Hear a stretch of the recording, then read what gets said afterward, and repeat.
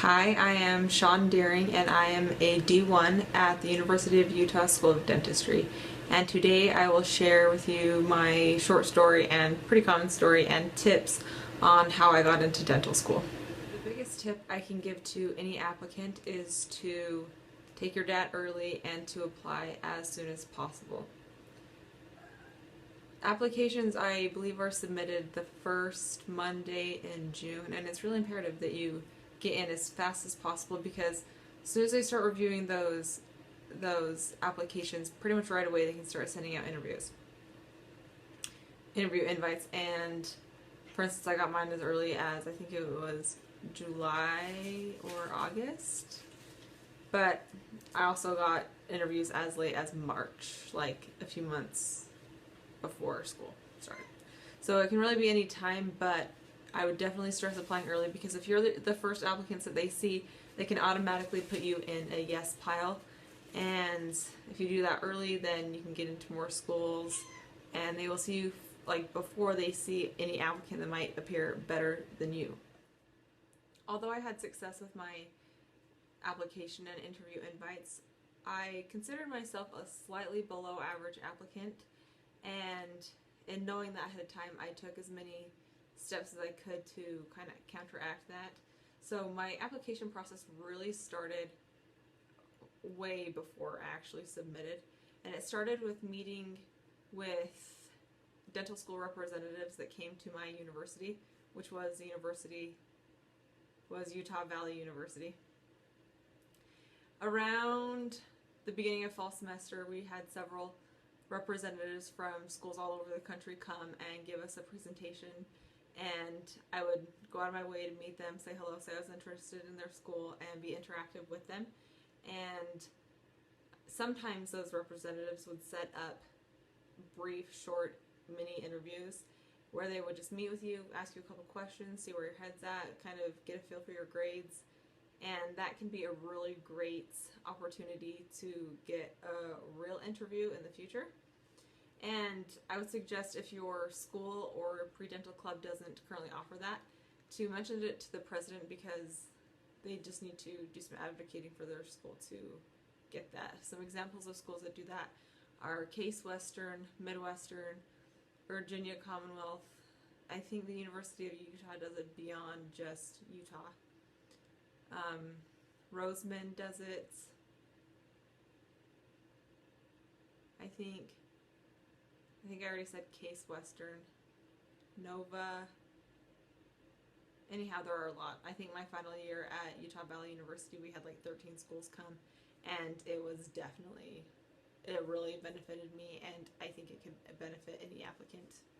Of my 5 interviews that I was extended, I think 3 of them came from those brief interactions with the actual school representatives, and I can give you 2 of those examples of how it was really quite imperative. So the first one that I'll mention is Case Western. They met with us, and I set up a mini interview with them. The night before, I sent them my personal statement so the guy could kind of know who I was a little bit and have something to talk to me about. But I came in and said, "Hi, how are you?" And I shook his hand and everything, and we sat down, talked for maybe 20 seconds, and he had his computer out, and he said, "So would you want to interview before or after December 1st? And I said, "Before, for sure." And he said, "Okay, you'll have an interview. We'll set up an interview with you tomorrow." And I was like, "Wait, what? That's all it took to get a real interview? That's crazy." And so that was pretty awesome and a perfect example how this was also after people had already began getting interviews, so I was kind of late on that one, and it worked out for me. The second one is the more important one that worked out for me because it was to the University of Utah School of Dentistry. Dr. Lauder came and we sat down. He just asked me a couple of typical questions like, why do you want to be a dentist, or what brought you to dentistry? And so I answered that. We had a nice conversation. He kept notes on me while I was there, asked me about my grades and, that typical kind of thing. And then on December 1st, I received a legitimate interview from that school. And when I went to interview, of the 3 people I interviewed with on that day, one of them was Dr. Louder, and he pulled out the exact notes that we had from like the year previous from that mini interview, and he was able to recall things that we had talked about before.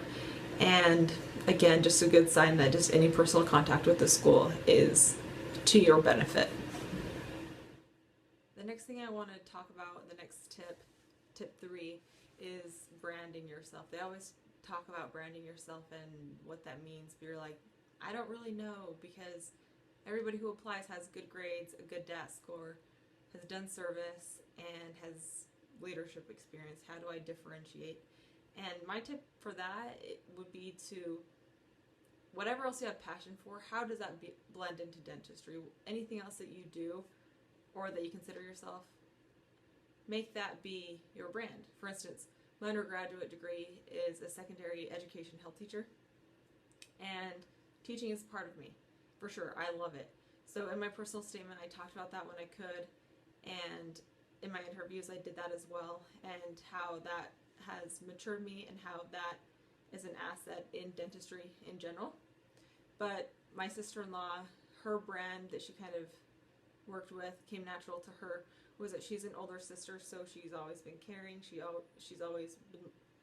always loved to serve and to help where anybody needs it, and to take that leadership role just by default because she was the oldest sister. But other things can work too. For instance, if you're an artist, that is completely relevant to dentistry, and you can brand yourself as the artist, or the craftsman who loves to build beautiful things, or the curious man who likes to see how things work, and you just want to know how those things work so you can make them better. Those are all brands you can tag yourself with throughout your ADSAS application or your interviews. Just work with what you have and with who you are, and it will help you. My last tip is when you actually go to interview, and that is to be yourself and to let your passion come through. Everybody has passion about something. Hopefully yours has something to do with dentistry if that's why you want to go to dental school. But let that come through. They really, really, really recognize that.